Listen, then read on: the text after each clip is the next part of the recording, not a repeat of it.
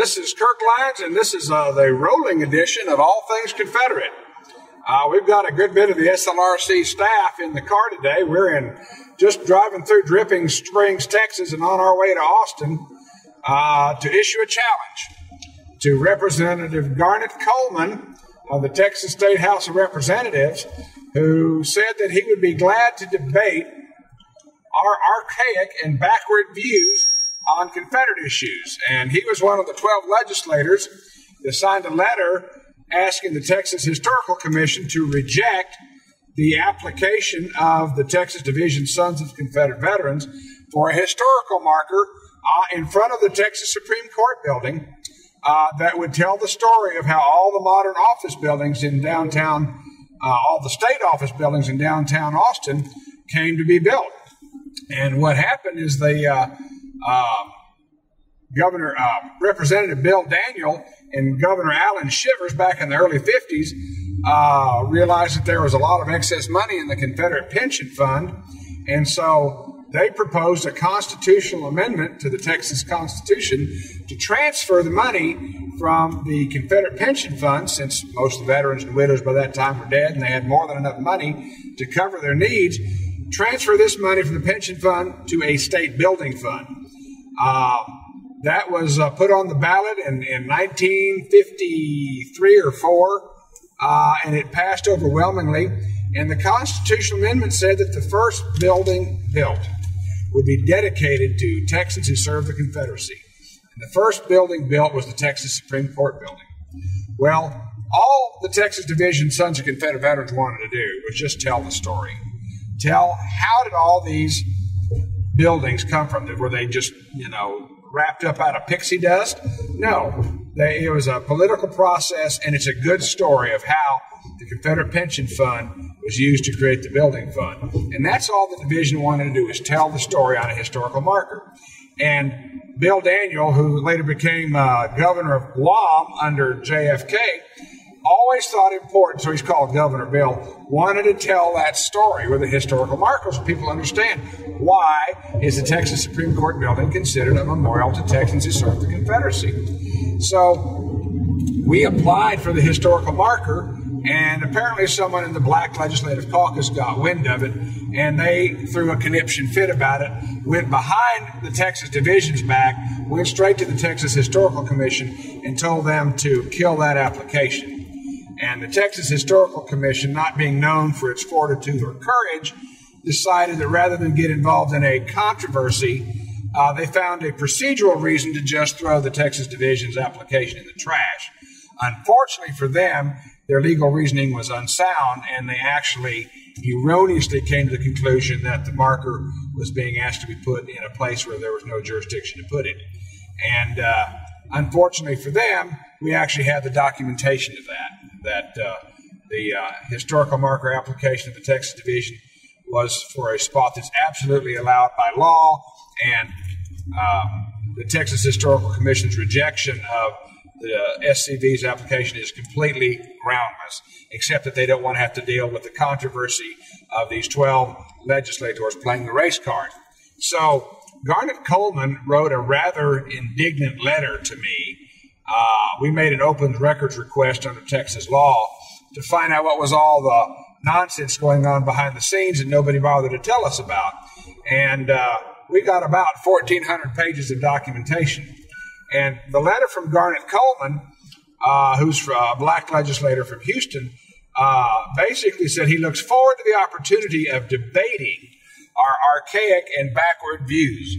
So, by thunder, we're going to take him up on it. And H.K. Edgerton, who couldn't be here with us here in Texas, and I are going to issue a challenge, and we're going to drop the letter off on his desk in about 20 minutes. And then we'll hold a press conference to explain that. And we're expecting that most of the press corps will ignore us, which has been the tactic of a good bit of the leftist media. Whenever a Confederate issue comes to town, they just basically pretend like we don't exist. But we're hoping that we can play the race card enough that we'll at least get them interested. So we'll see. So the Texas Division Sons of Confederate Veterans has reinstituted the vigil in front of the Supreme Court. This is something that we advocated back after then Governor Bush tore the plaques off the wall. The SCV started a vigil in front of the Supreme Court building, and the George Washington Littlefield camp, my old SCV camp, stood up to the mat and provided personnel almost on a daily basis for almost 5 years, holding Confederate flags in front of the Supreme Court building. The two workhorses for that were good friends of the SLRC, Tony Johnson, who just recently died, and Dan Galloway, who died several years ago. The Texas Division unanimously resolved to name the new reinstituted vigil in front of the Supreme Court building for Dan Galloway and Tony Johnson. So we will be in our press conference mentioning that, and we will also be the first SCV members to start the vigil again. So the vigil starts today, and the Littlefield camp will be coordinating it with the 85 SCV camps in Texas. We're here in the Texas Capitol building, in the front foyer of the building. In this small alcove here, for many years was a copy of the Texas Declaration of Secession, and it was on a small pencil that you could turn to read the document.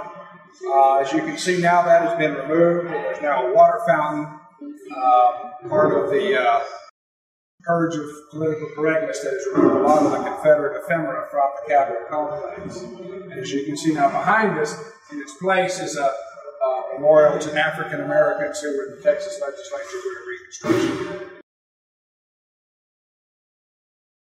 For the building of the Texas Supreme Court building, which was the cornerstone was laid in 1959 and dedicated and finished in 1962, the Texas Supreme Court, which is the highest civil court in the state, met here in this part of the Capitol on the second floor. There was a law library below us, and by the 1940s, this building was completely inadequate for the needs of the Texas Supreme Court. On the other side, behind us, is the Criminal Court of Appeals, which is the highest court for a criminal appeal in the state of Texas. And so they shared this wing of the Capitol building. And as I said, by the 1940s, the law library, the Supreme Court offices, and the Court of Criminal Appeals were completely inadequate for the needs of the courts, and they needed a new facility to move into. And that is why it was so important to constitutionally change the Confederate pension fund into the state building fund, so those millions of dollars that were just sitting there could be used to fund these new buildings, and of course they were. Hello. How are you? Good, how are you? We called a little earlier. Okay. I've got a letter for Representative Coleman, and he issued, or basically said he'd be glad to debate it. We're with the Texas Division Sons of Confederate Veterans, and he and 11 other legislators wrote a letter about the denial of the historical marker. Hi, I'm Helena. Hi, I'm Kirk. Hi, I'm his legislative director. Oh, very good. Nice to meet you. Well, we're accepting Representative Coleman's debate challenge. H.K. Edgerton and myself, and if he accepts, we'll probably have to work out the details. And I'd kind of like to use the University of Texas maybe as a potential forum. Okay. But we're serious about it. If he would like to debate, we can work out the terms and hopefully clear the air and clear up the issue for everybody. Okay. Well, I will definitely let him know and give him this letter. And please give him my best wishes and respect, and I really appreciate his letter back to us. We really, he wrote a very nice letter, and we look forward to meeting him. Okay. Thank you. Take care. You too. Bye-bye. Bye. These are the current plaques, which the Court of Appeals opinion have made illegal and need to come down. This plaque was put up by then Governor George Bush and Supreme Court Justice Al Gonzalez, or Alberto Gonzalez. This has nothing to do with the dedicatory purpose of the constitutional amendment that created this building as the Texas Confederate Memorial. It says the courts of Texas are entrusted with providing equal justice under the law to all persons regardless of race, creed, or color. The Court of Appeals opinion said that this plaque was put here contrary to Texas law, and therefore we will be requesting that it be removed. If you'll walk with me, the next plaque that was put up by Alberto Gonzalez. It says, because this building was built with monies from the Confederate Pension Fund, it was at that time designated as a memorial to the Texans who served the Confederacy. And again, implying that we wouldn't do that now because we're so progressive and enlightened. But again, this plaque, which was put here after the original plaques were jackhammered off, was put up by then George Bush and Supreme Court Justice Al Gonzalez, and is here contrary to Texas law pursuant to the Third Court of Appeals opinion, which the state did not appeal. You will notice these columns here in front of the plaques. These are the supporting columns for the Tom Clark building. And one of the points that we always made was that when they put the Tom Clark building in and the columns here, it almost covered up the original plaques. And so it's not like they were really an open view anyway. The other thing I would draw to your attention, notice the skylights over the Texas Supreme Court chambers, and also over here, the Court of Criminal Appeals. Now, one of the past presiding judges of the Court of Criminal Appeals told me that when they wanted to figure out how to achieve the dedicatory purpose of dedicating this building to Texans who served the Confederacy, it was proposed that Confederate battle flags be put in stained glass up above these doors. So how would they have liked that? So anyway, they chose to put the cornerstone with Confederate memorabilia in it, and then they had the plaques, which were here. And like I said, when the Tom Clark building was put on the back of it, these supporting columns almost completely masked the original plaques.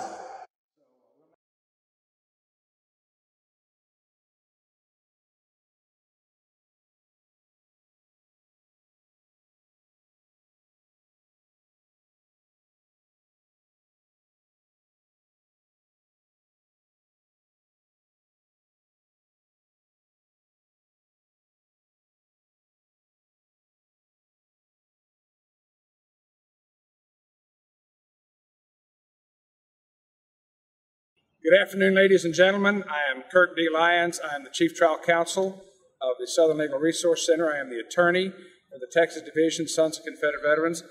I am also a 35-year member of the Sons of Confederate Veterans. We're here to give a brief press statement regarding the denial of a historical marker for the Sons of Confederate Veterans to mark this building, the Texas Supreme Court building, which is the largest Confederate memorial in the world. Pursuant to the will of the people of Texas and a constitutional amendment to the Texas Constitution, this building was dedicated to Texans who served the Confederacy. This was marked in 1962, 50 years ago, this upcoming November, by two bronze plaques, one citing a quote from Robert E. Lee with the Confederate battle flag on it, and the other, the Great Seal of the Confederacy, stating that the building was dedicated to Texans who served the Confederacy. Then Governor George Bush jackhammered those plaques off the wall in the year 2000. Myself, on behalf of the Texas Division, Sons of Confederate Veterans, filed a lawsuit 12 years ago that is still on the books, asking those plaques to be put back. Recently, the Texas Court of Appeals ruled in the SCV's favor that the current plaques that were replaced by the ones that were jackhammered, put there by Chief Associate Justice Al Gonzalez, are there contrary to Texas law, and it is our position, after we request our attorney's fees, which will be filed against the state of Texas, we will also ask for the courts to order the illegal plaques down so that we may put the original plaques back up. The original plaques are in the safekeeping of the Texas Land Commissioner, Jerry Patterson. During this process, we wanted to tell the story of how the Confederate Pension Fund became the state building fund, which built all of these state office buildings. All the modern office buildings here were built with monies from the Confederate Pension Fund, which were constitutionally converted into the state building fund, and that is where all these buildings came from. We wanted to tell the story because some people didn't understand, why is this building dedicated to Confederate Texans? Why is this the largest Confederate memorial in the world? Well, we thought, and Governor Bill Daniel, who is the one that made all of this happen, thought it was important that there be a historical marker to tell the story right here in front of the building. We filed an application with the Texas Historical Commission. We got initial acceptance from the Travis County and Texas Historical Commission, and then all of a sudden, 12 legislators who just coincidentally happen to all be members of the Black Legislative Caucus file a complaint letter, don't tell us, with the Texas Historical Commission. The Texas Historical Commission doesn't tell us, and they throw our application in the trash. And they didn't want to actually get into the controversy that these legislators had created, so they found a procedural way to get rid of our application. And they said that this building and the area in front of it comes under the Capitol Complex, the historic Capitol Complex, and therefore the proper agency to determine if we get a historical marker is not the Texas Historical Commission or the Texas Supreme Court. It must go through the State Preservation Board, which is the state agency headed by the governor that determines where historical markers go on the Capitol Complex. Unfortunately for them, they did not do their homework. We have a letter in our files dated 2004 where the State Bar Historical Committee, asking for the exact same marker that the Texas Division Sons of Confederate Veterans are asking for, were given a letter by the State Preservation Board saying they had researched the issue and that there was no problem and that the State Preservation Board had no jurisdiction in front of the Texas Supreme Court building. So we've sent a letter to the Texas Historical Commission, dropping that letter on them, asking for their comment. I assume they'll find some other bureaucratic excuse to get rid of our application because they don't want to deal with it now that these legislators are involved. But we will continue.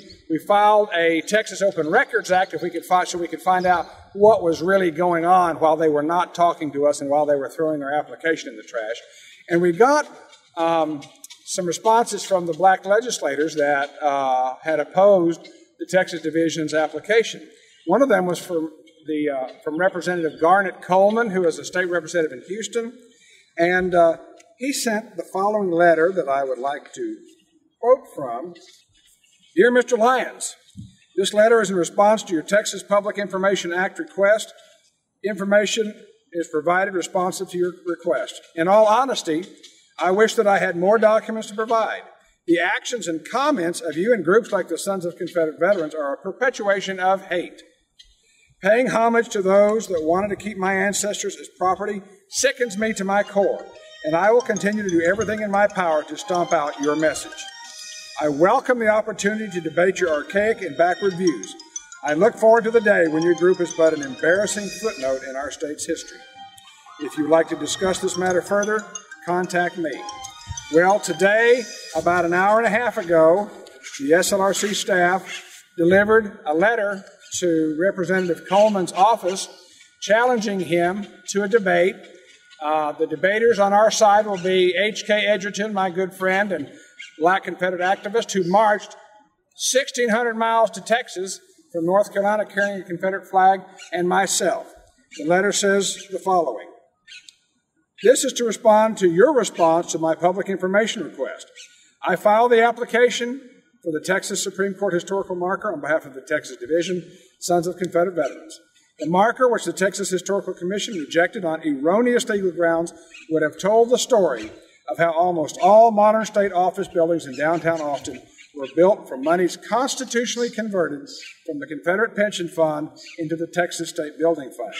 The people of Texas overwhelmingly directed that the first building built, the Texas Supreme Court building, be dedicated to Texans who served the Confederacy. 11 of your colleagues and yourself opposed this marker by complaining directly to the Texas Historical Commission, who conveniently neglected to inform the Texas Division SCV or myself of your concerns. I can assure you that no one in the SCV is trying to rewrite history, glorify slavery, or avoid reality. In your letter to me, you state, I welcome the opportunity to debate your archaic and backward views. On behalf of the Texas Division, Sons of Confederate Veterans, H.K. Edgerton and myself accept your challenge to public debate so that our fellow citizens may judge whose views are archaic and backward. Please have your staff contact the SLRC staff so that we may work out the details, time and venue of the debate. We also extend this invitation to Senator Rodney Ellis and any of your colleagues who wish to join in the debate. Published bigotry and outright ignorance of the Texas Division SCV's motives have damaged their ongoing mission for truth and history.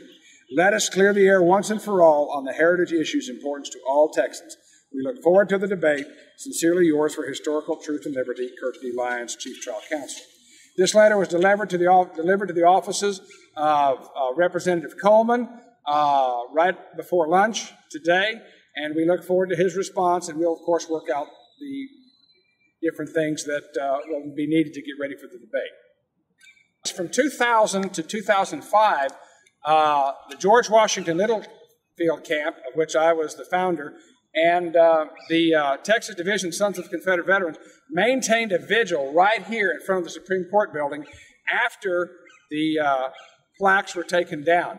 There were usually 3 to 4, sometimes as many as 20 people in front of the Supreme Court building almost every weekday with Confederate flags to keep alive our protest that these plaques were removed illegally and wrongfully.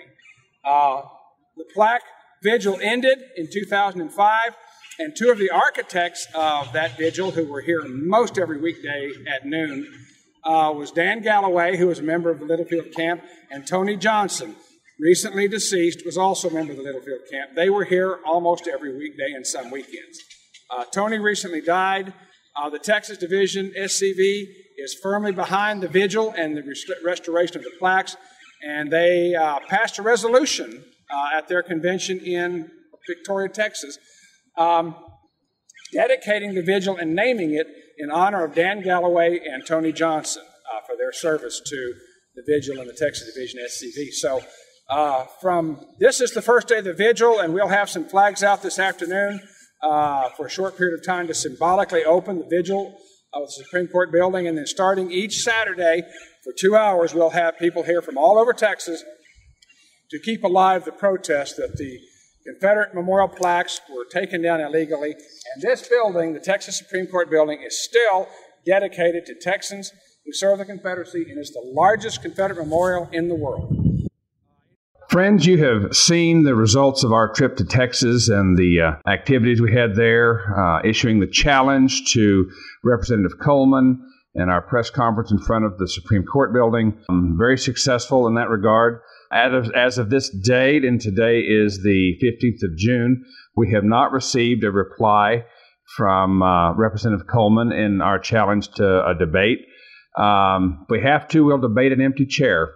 But the point of this program today should show you the important work that the Southern Legal Resource Center does for you every day in fighting for your heritage and for the substantial liberty rights of all Americans. So while we close up here today with this picture of the Supreme Court building as a backdrop, join the SLRC today, become a member. Membership is $35 a year, $200 for a camp, and send that donation in today so that our work can go on. And we look forward to bringing you another production of All Things Confederate next week. Thank you.